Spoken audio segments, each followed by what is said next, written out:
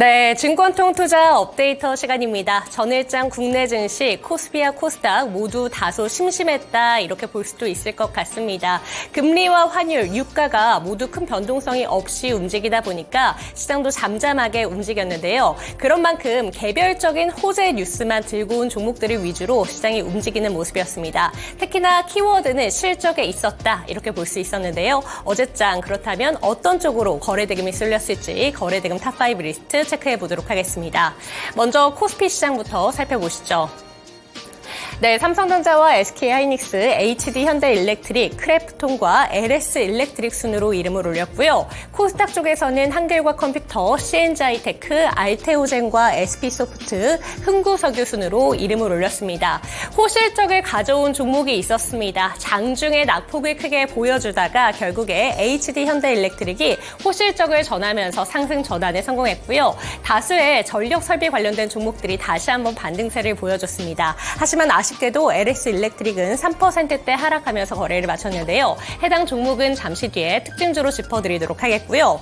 역시나 다음 종목으로는 한 가지 더 살펴보도록 하겠습니다. 바로 한길과 컴퓨터인데요. 한길과 컴퓨터는 이제 호실적이 기록되는 아마 예상이 되는 종목이라고 합니다. 다수의 증권가에서 목표가 상향 레포트를 내놓기도 했는데요. 한길과 컴퓨터까지 두 번째 특징주로 짚어드리도록 하겠습니다. 그럼 나머지 종목들부터 살펴보시죠. 먼저 반도체 종목들부터 체크를 해보도록 하겠습니다.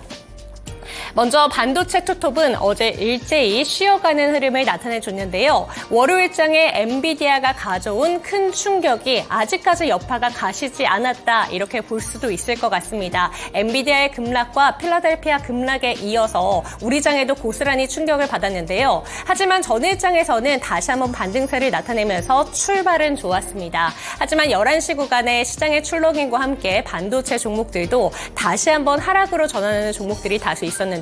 삼성전자와 SK하이닉스가 나란히 빠지면서 삼성전자는 7만 5천 원 수준의 거래가 마쳤고요. SK하이닉스는 17만 원 초반대까지 다시 한번 내려오는 모습이었습니다. 반면에 CNG하이테크 장비 관련된 종목은 소폭 상승하면서 거래를 마쳤는데요.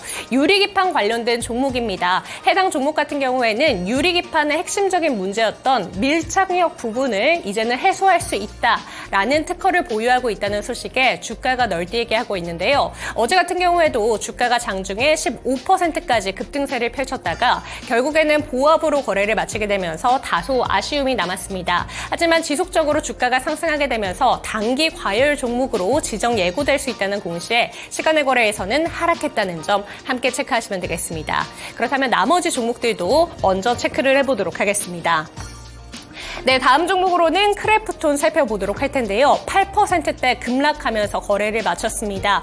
SK스퀘어가 결국에는 블록들 매각을 전량 매각하겠다라는 소식을 전하면서 시간의 거래에서부터 조금 빠지면서 거래를 마쳤고요. 어제장 본장에서 8%대 넘게 하락하면서 거래를 마쳤습니다. 23만 8천 원의 종가를 형성했는데 오늘 인도에 새로운 게임을 출시한다고 하죠. 그렇기 때문에 이 새로운 게임인 인도의 게임 한번 살펴보도록 하겠습니다.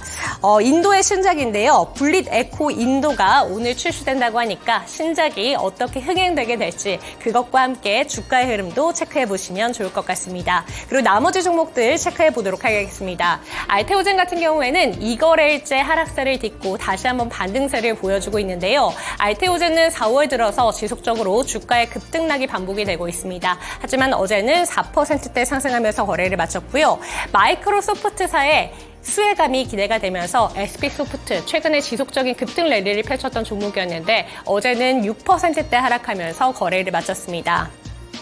그리고 월요일장 지정학적 리스크가 잦아들자 석유 관련된 종목들, 정유 관련된 종목들 일부가 좀 급락하면서 거래를 마쳤는데 어제는 다시 한번 좀 시세를 내주는 모습이었죠. 흥구석유가 대표적이었습니다. 3%대 상승하면서 거래를 마쳤습니다. 특징주로 넘어가서 특징주 체크를 해보도록 하겠습니다. 첫 번째 특징주로는 HD현대일렉트릭과 함께 LS일렉트릭 살펴보도록 하겠습니다.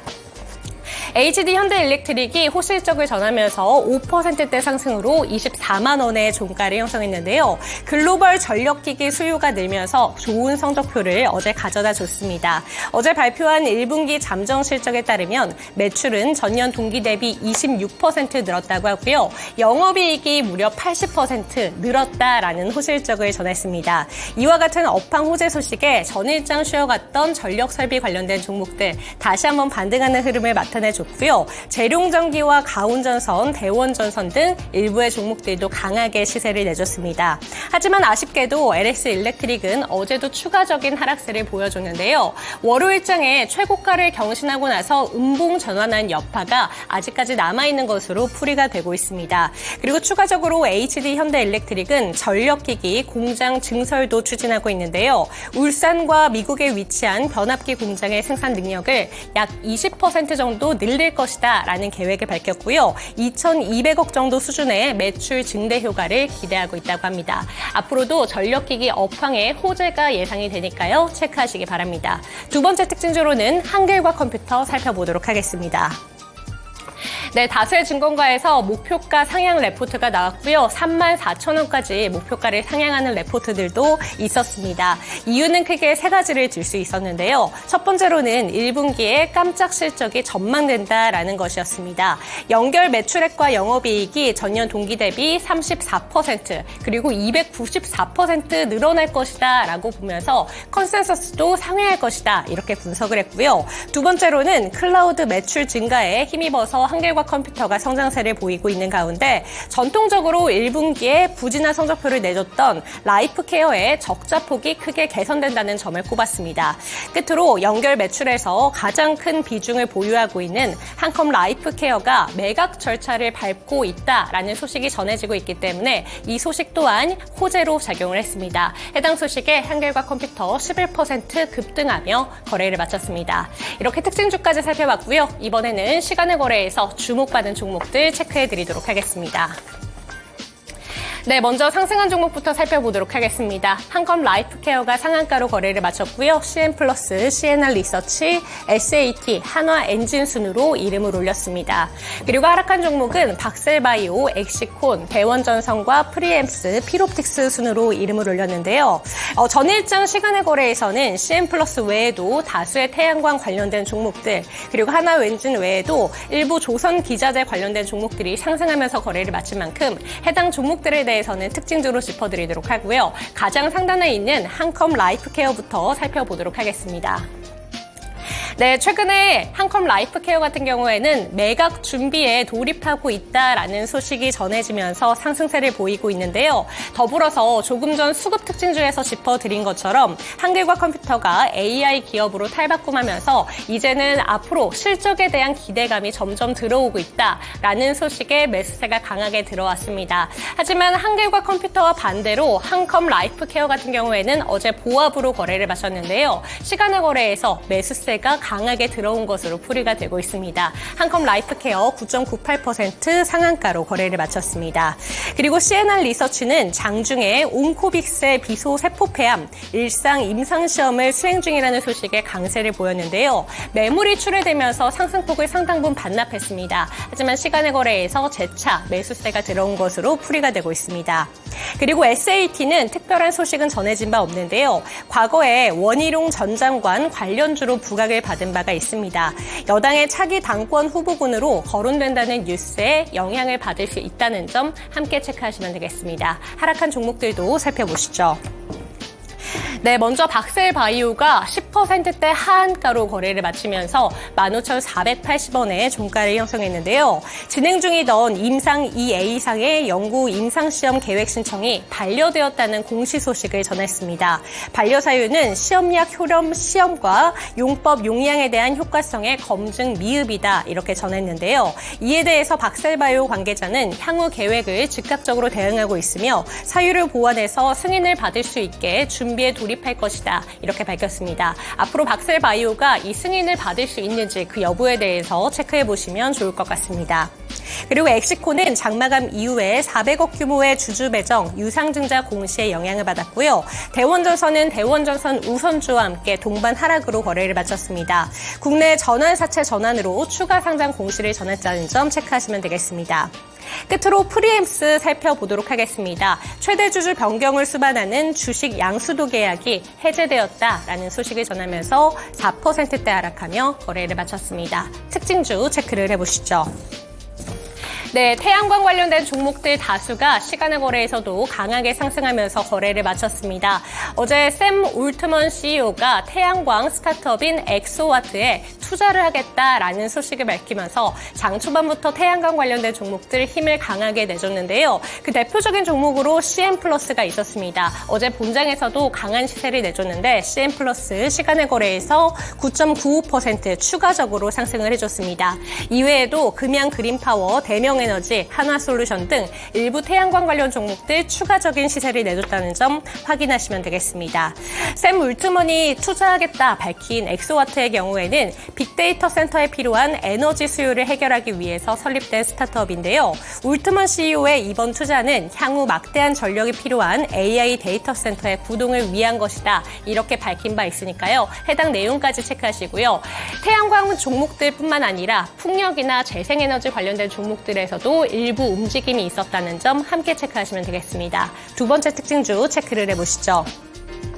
네, 한화엔진 살펴보도록 하겠습니다. 9.82% 상승하면서 12,750원의 종가를 형성했는데요. 조선기자재 관련된 종목입니다. 최근 조선주와 조선기자재 관련된 종목들은 중국과 미국의 갈등에 의해서 반사수의 이익을 얻을 수 있다라는 기대감에 힘을 받고 있는 종목이고요. 여기에 더불어서 유가와 환율의 급등으로 실적 기대감까지 안고 있는 섹터입니다. 그런데 여기에다가 캐나다 무역사절단이 HD 현대중공업과 한화오션을 차례대로 방문한 점이 호재로 작용하면서 조선주의 연이은 호재가 더해지고 있는데요. 어제 실적까지 전하면서 깜짝 호실적에 이렇게 매수세가 강하게 들어왔습니다. 한화엔진의 경우에는 매출이 전년 동기 대비 47% 증가했다고 하고요. 영업이익은 무려 376% 증가했다는 소식을 전했습니다. 그리고 순이익도 흑자 전환했다라는 소식을 전하면서 매수세가 강하게 들어왔고요. 조선기자재, 조선주 일부 종목들로 매수세가 함께 동반 유입됐다는 점도 체크하시면 되겠습니다. 네, 이렇게 시간의 특징주까지 짚어봤습니다. 이번에는 김은별 캐스터와 함께 미국장 특징주 짚어보겠습니다. 김은별 캐스터 준비해 주시죠. 네, 다음으로 미국 증시 특징 종목들 함께 살펴보도록 하겠습니다. 뉴욕 증시 반등에 다시 한번 성공했습니다. 1.5% 정도 나스닥 지수가 큰 폭으로 상승했는데요. 전반적으로 다우산업지수나 S&P 500 지수까지 함께 강세 흐름을 기록하게 됐습니다. 이유는 경제 지표가 식어가는 모습을 보이면서 금리 인하 시점에 대한 계속해서 이연되는 우려감들이 살짝 가라앉는 모습이었는데요. 본격적으로 실적 시즌에 돌입한 만큼 개별 종목들에 대한 급등락도 크게 이뤄졌습니다. 네, 오늘 첫 번째 종목부터 함께 살펴보시죠. 네, 오늘 가장 실적 발표 종목들 가운데서 가장 크게 봐야 될 종목은 바로 테슬라죠. 이 정규장에서는 1.8% 상승하면서 144달러 선에서 거래를 마쳤습니다.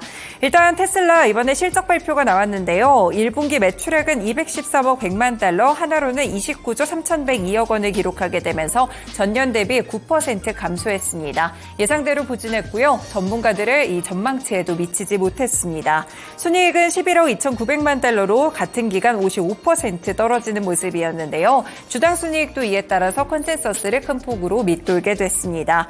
회사 측은 기존 공장 생산 라인을 활용해서 새롭고 더 저렴한 제품을 출시하는 것을 포함한 수익성 있는 성장에 집중하고 있다라고 밝혔는데요. 바로 이 부분이 포인트가 되며 시간외에서 테슬라 주가가 11% 급등을 했습니다. 160달러 선까지 오르는 그런 모습들도 보였는데요. 일단 이 저가 전기차에 대한 출시 계획을 계속 추진하겠다는 이런 부분이 기대로 반영되면서 시간 외에서 함께 반응이 나왔습니다. 컨퍼런스 콜 내용도 좀 자세히 보시면요. 일론 머스크 CEO가 내년 초에 새 모델의 생산을 시작할 것이라고 정확하게 시기를 짚기도 했었고요. 역시나 좋은 제품을 적정한 가격에 판매한다면 판매량은 자연스럽게 늘어날 것이다 라면서 최근의 가격 전략에 대해서 여전히 변함없는 스탠스를 보이기도 했습니다.